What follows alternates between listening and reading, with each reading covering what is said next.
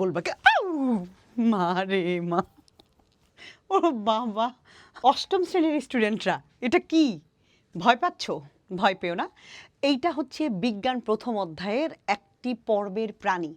আমরা কিন্তু বিজ্ঞান প্রথম অধ্যায়ে মোট 9টি পর্ব উল্লেখ আছে আমাদের বইয়ে, তার মধ্যে একটি পর্বের প্রাণী হচ্ছে এই সাপ। বলতে পারবে কোনটি? চলো আমি বলে দিচ্ছি, এটি হচ্ছে কর্ডাটা পর্বের ভার্টিব্রাটা উপপর্বের সরীসৃপ শ্রেণী। আমরা জানি 9টি পর্বে ভাগ করা হয়েছে আমাদের যে অ্যানিমেলিয়া জগৎকে। এইটাকে 9টি পর্বে ভাগ করার পরে কর্ডাটা পর্বটাকে আরও 3টি উপপর্বে ভাগ করা হয়েছে।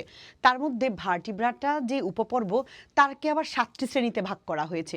সেই 7টি শ্রেণীর একটি হচ্ছে সরীসৃপ শ্রেণী।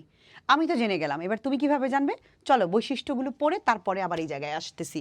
এছাড়া এই সাপটি দেখো কিভাবে করে আমাকে মানে কামড় দিতে আসে, জাস্ট দেখলি তুমি বলবা কি আউ মা রে মা, ও বাবা, আমি সত্যি ভয় পাইছি।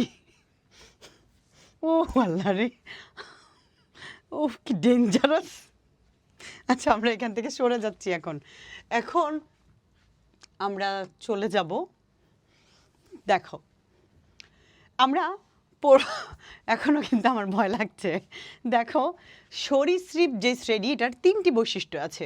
প্রথম হচ্ছে এরা বুকে ভর দিয়ে চলে, নাম্বার 1, ওটা কিন্তু বুকে ভর দিয়ে চলে। ত্বক শুষ্ক ও আইসযুক্ত, 4 পায়ে 5টি করে নখরযুক্ত আঙুল আছে।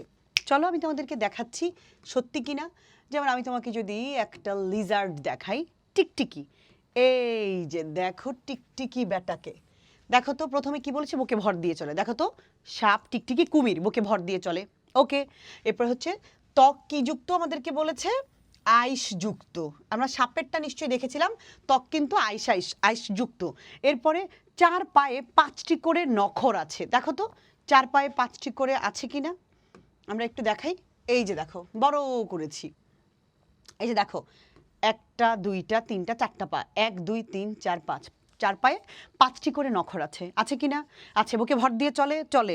ত্বক শুষ্ক ও আইসযুক্ত। হ্যাঁ আইসযুক্ত।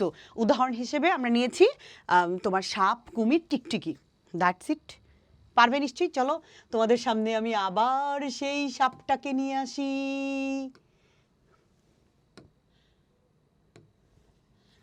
এই হচ্ছে সাপ, ঠিক আছে? সো ওর ত্বকেও কিন্তু এই যে আইসযুক্ত। আমার ভয় লাগে, আউ মা রে মা, কি ডেঞ্জারাস। আচ্ছা ঠিক আছে, যাই হোক, এইভাবে করে আনন্দের সাথে শিখতে চাইলে ক্লাস ভ্যালের কোর্সে কিন্তু এনরোল করতে পারো। ভালো থাকো সবাই, আমি আর পেছনে তাকাচ্ছি না, আমার ভয় লাগতেছে। ভালো থাকো সবাই, সবার জন্য শুভকামনা।